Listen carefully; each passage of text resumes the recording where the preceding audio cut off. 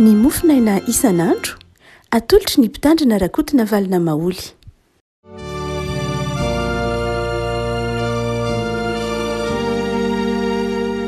Falmiraba tsika rira rehefa malala tratry ity somafa 3 volana novambra ity ny mofinaina tsika anio dia ny salama 310 salama 310 salama 310 rehefa kitika amin'anan'i Jesosy. Tao amin'ny lalina no nitsokanao Jehovah, Tompo hoe inoy ny feoko aoka ny sofinao iainy tsara ny feon'ny fifonako. Raha mandinika helika ianao Jehovah, iza no ajanona Tompo, fa eo aminao no misy ny famelan-keloka mba hatahorana anao. Ny andry an'i Jehovah hoe ny andry azy ny fanahiko, ary ny teniny no nanatanteraka. Ny fanahiko miandry ny Tompo mihoatra noho ny fiandry ny mpiambina ny maraina. Dia ny fiandry ny mpiambina ny maraina manantena amin'ny Jehovah ary Israely, fa eo amin'ny Jehovah no misy ny famondram-po sy fanavotana be, ary izy no anavitra ny Israely ho afaka amin'ny elony rehetra. Ray maso no manamasinana ny fahamarinana, ny teninao ny fahamarinana. Amen. Salamo fiakarana ity eto am-pilatanantsika ity rehefa malala, salamo fiakarana na fisandratana na fanandratana. Hira fanao ny zanak'Israely hiakatra any Jerosalema, nefa koa hira izay fanao ny olona rehefa ao anatin'ny fahoriana izy. Ny fiangonana ataontsika hoe tamin'ny vanim-potoana an'ireo rain'ny fiangonana any amin'ny taonjato faharoa hatraty amin'ny taonjato fahaefatra aza dia saika ity salamo 310 ity no fanao rehefa misy manjo na rehefa ao anatin'ny fahoriana ny fiangonana. Tsika amin'ny ankehitriny dia matetika ny salamo 310 no fanaontsika, na ny salamo 370, na ny salamo 110 ny fanaontsika rehefa misy manjo matetika, fa tamin'ny andron'ireo vanim-potoana iray ny fiangonana na teoriana kely aza dia saika ny salamo 310 izay milaza ny fahoriana mafy na milaza ny fitodian'ny mpanompon'Andriamanitra manoloana ny zavatsarotra izay lalovany. Tao amin'ny lalina no nitsokanao Jehovah. Ny matoateny nampiasain'ny Hebreo ny teniny hoe tao amin'ny lalina nitsokanao dia miseho amin'ny endrika anankiroa. Ny voalohany dia ny hoe tao aty amin'ny aty fanahiko na latsapaka atao anatiko ny kikika miantso anao, izany hoe tsy endrika ivelany no nitsokanao fa ao amin'izay mafy, ao amin'izay miafina indrindra amiko koa aza no aborako aminao ny atsokanao. Izany hoe ilay lalina dia milaza ilay toe-po na ilay fihetsepon'ilay olona na ilay fiainan'ilay olona manokana. Fa n'ilay lalina izay tena iombonan'ireo mpandinika ny salamo dia tena milaza toerana mihitsy. Milaza toerana hoe tao amin'ny lalina no nitsokanao. Nisy sary anankiray izay nanoaran'ny Platon momba ny atao hoe lalina. Hoe Platon hoe ny olombelona dia tahaka ny olona mifatotra ka misy zioga na misy rojo mamatotra ny tentany sy ny tongony, ary any amin'ny farany lavaka izy. Ary rehefa any amin'ny farany lavaka izy dia mahita ny hazavan'ny lanitra na ny hazavan'ny masoandro, ary arakaraky ny androsonany amin'io lalina io, any amin'io mazava io no vao mainka mampatahotra azy, vao mainka manavesatra azy, satria zatra loatra ny aizina ny masony ka matahotra ny fahazavan'ny andro izy, ary te hiverina mandrakariva ary tamana ao anatin'ilay lalina misy azy ho Platon. Ary indraindray dia te hiantso mafy ny fanafahan'Andriamanitra, ny fanafahana na ny famonjena ao anatin'ilay lalina, ary tsy manana hery izay hialanao akory. Sary ilazana zany fa indraindray ny lalina izay mety ho lalovan'ny olona dia lalina mahatamana azy, lalina izay mampangirifiry azy ka tsy manana hery ety miainga intsony izy. Rehefa ao anatin'ny lavaka fatsakana ny olona rehefa komalala dia rehefa tena ao anatin'ny lavaka lalina izy dia ataovy hoe 520 metatra na 30 metatra. Rehefa miady lavaka lalina ianao dia ka any amin'ny 520 metatra 30 metatra dia mandrakariva tsy tazan'ny olona aty ambony intsony ianao ambany eo maizina. ianao ihany matazana ny lanitra ary matazana ny mazava fa ny aty ambony dia tsy mahitanao ary aty ambony dia tsy mahita izay zavatra ataonao ambany eo na mipetraka ianao na mitsangana na manao eona fa ianao kosa ny any fanantenana aminao dia ianao mahita lay lanitra zay sary zay ny tia ny mpanao salamo an-tsaina atao antsika lefako malala hoe rehefa ao anatin'ny lalina moa zany ny olona dia iza sisa no antenainy inona no antenainy dia hoy ny filazan'ny mpanao salamo hoe Jehova no antenaina sisa ary rehefa ao anatin'ny lalina ny olona dia mangataka ny feon'Andriamanitra ny sofon'Andriamanitra iaino ao anatin'ny lalina raha toa ka jerentsika rehefa malala hoe inona ny karazana lalina zay nahazo ny Davida satria salamon'i Davida izy ity na dia tsy voalaza-tsiprira azy hoe Davida nanao azy inona ny karazana lalina zay nahazo ny Davida ka nampitaraina azy farara tamin'Andriamanitra samy manana zay ataontsika hoe zavatsarotra na zavadalina mety ho mahatonga atsika tsy tahandrosotsony ary isika ry afako misy efa tena efa ao anatin'ny fahakiviana ao anatin'io lalina io ary rehefa mieritreritra mihitsy manao hoe zay ngambany amiko ohatrany tsisy mahentsony ahy zany ohatrany tsy henon'Andriamanitra tsony zany fitarainako zany ohatrany vizana trotraka tsy vavaka tsony ary andra ndray sanadriny zany misy lafiny zavatra tena lalina zay tena lalovan'ny mpanao salamo eto iny reny ry avako malala raha ny Davida dehibe fa ndeha tsika hitsongo zavatra roa natero amin'ny fiainan'i Davida ka nahatonga azy nitaraina n'izany lalina zany ka tia hampahirezana anao hoe tsy ianao rery nandalo an'izany fefa nandalo an'izany ko ny mpanompon'Andriamanitra maro ohatra ny resantsika amin'ny Davida dia Davida irery niatrika ny fahavalony misy fotoana ry avako malala eo amin'ny fiainantsika olombelona tena hoe irery ianao eo anatrehan'ny andraikitra irery ianao eo anatrehan'ny zavatsarotra irery ianao eo anatrehan'ny nofon'ny firenenao na nofonofon'ny ankohonanao na nofonofon'ny mpiarabelona aminao dia miankina aminao samy rery zany ary misy fotoana hatsapanao hoe tsisy azonao ianterana afa-tsy ianao na maromana kokoa afa-tsy ny fifikiranao amin'Andriamanitra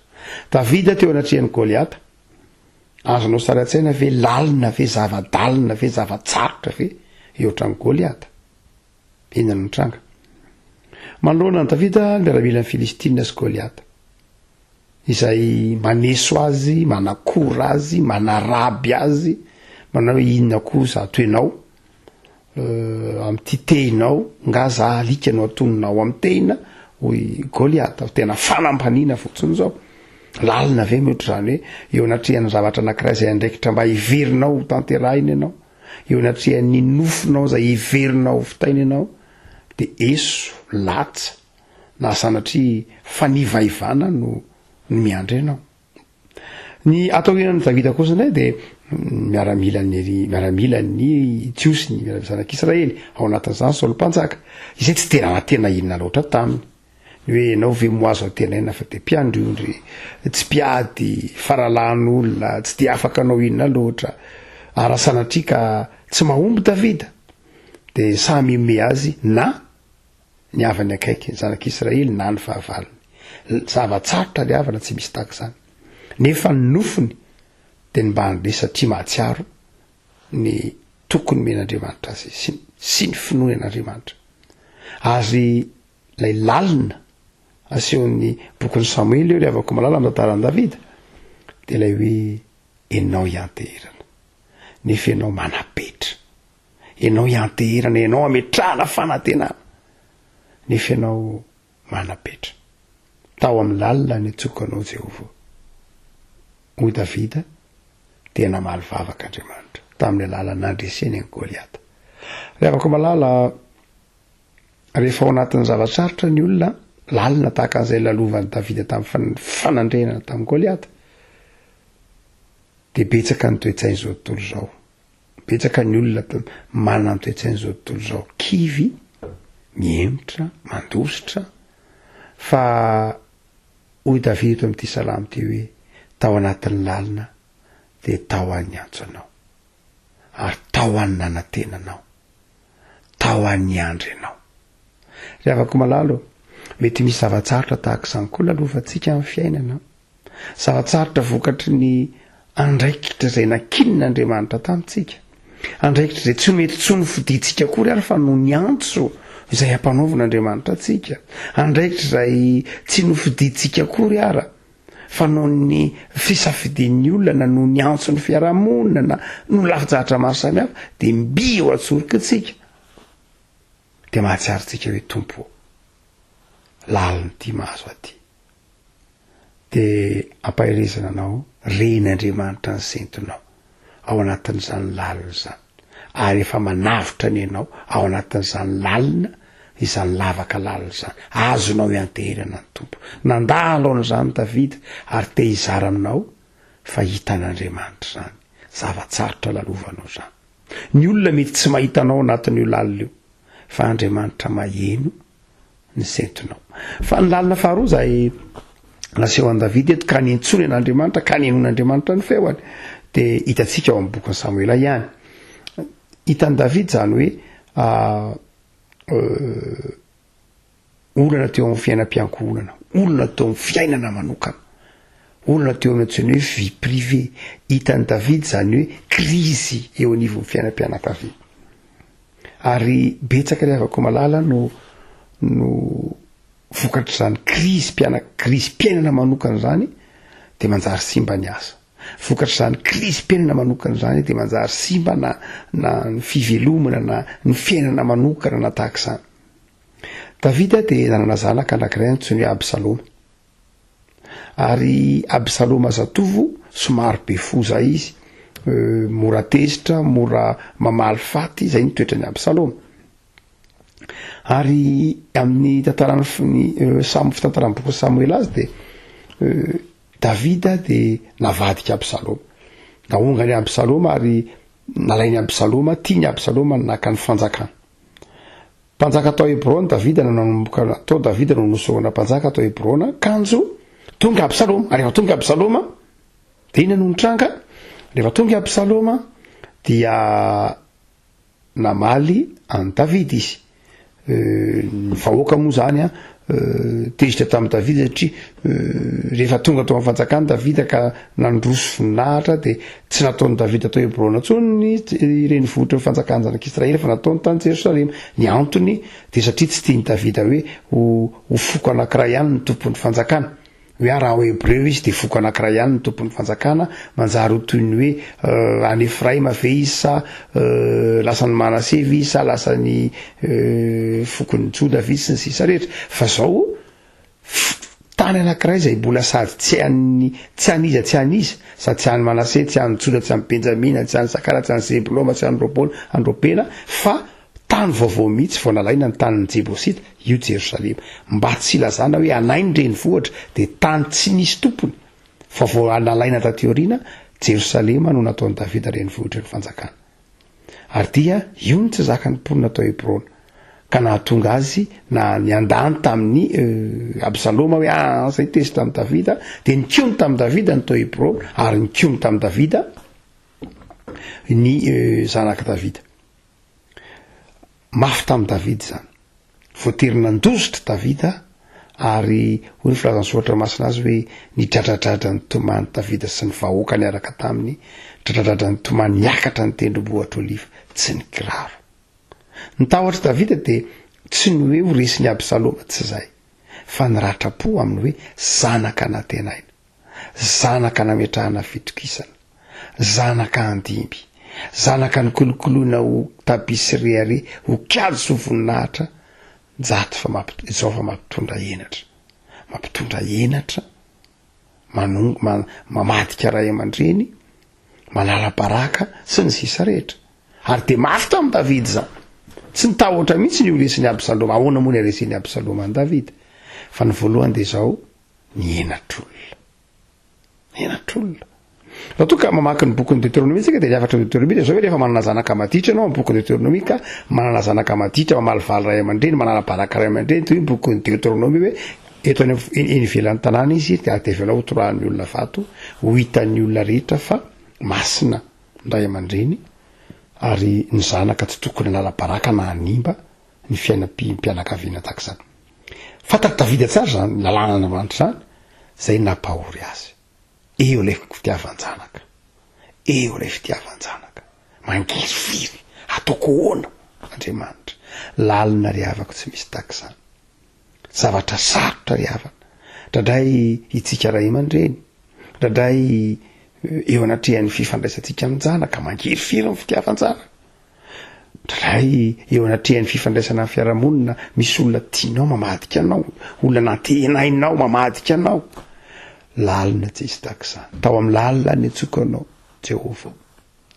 fantatry ny tompo zany riavako malala azay na tsy eo ny Davida eto amin'ity tao amin'ny lalina ity nandalo an'izany izy fanomen'Andriamanitra vahaolana tahotra Davida dia tsy noresy ny Absaloma fa ny ahafaty any Absaloma ary dia nytoy ny tantara moa dia maty Absaloma nandritra ny fifanandrenany tamin'ny miaramilany Davida maty ilay zanaka maty tao anatin'ny ataontsika fikomiana sy ditra mafy zany riavako nefa riavako malala manome toketo ny soratra masina manao hoe ny tompo dia antenaitsika ary ao aminy no antenantsika ny fanahintsika nometrahantsika ny tebitebitsika ny tahotratsika ary ao aminy no ananantsika fiorenana sy fahatokiana ao anatin'izany aty lavaky ny ady sarotra mety ho lalovantsika zany fa ny farany riavako malala dia azotsika tantaraina koa ny momba ny kapoka nahazo ny Davida dia nafaran'ny tompo manao hoe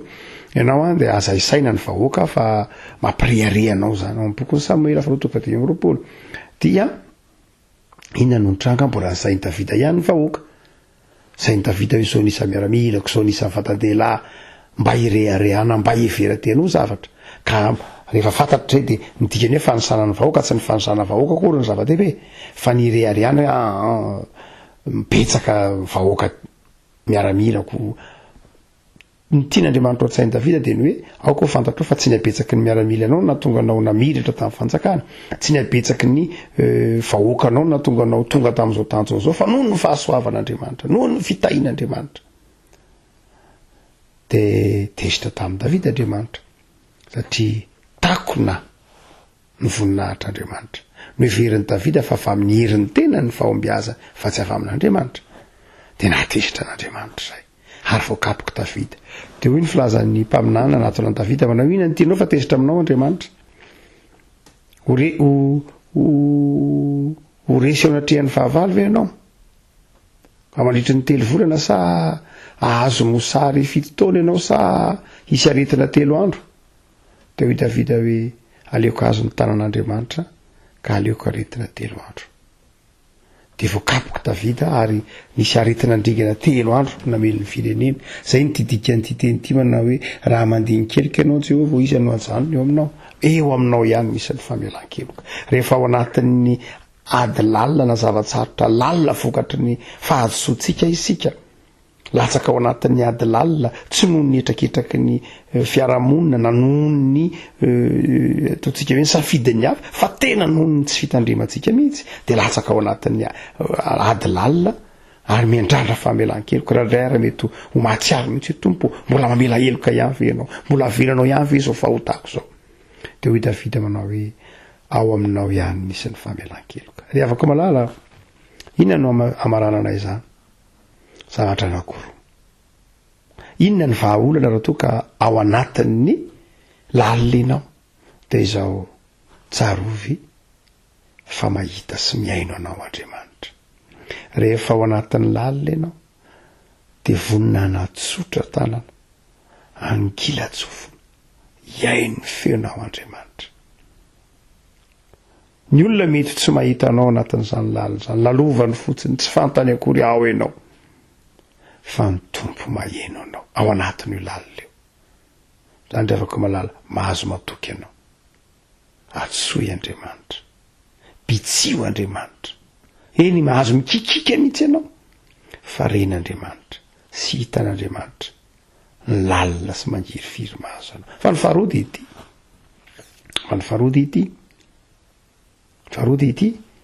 tsy ny lalina ihany tsy hoe Andriamanitra miheno anao ihany fa izao rehefa ao amin'ny lalina ianao dia inona ny votoatin'ny antsoantsonao ny votoatin'ny antsoantsonao dia izao ny fifonana. Mety ho fifonana ho an'ny hafa. Jesosy raha atao amin'ny azo fijaliana dia ny fona manao hoe tompo mamelany elony fa tsy fantan'izay atao. Davida raha ohatra ka nenjehiny Absaloma dia fifonana na ny marimarina koa fitalaola azy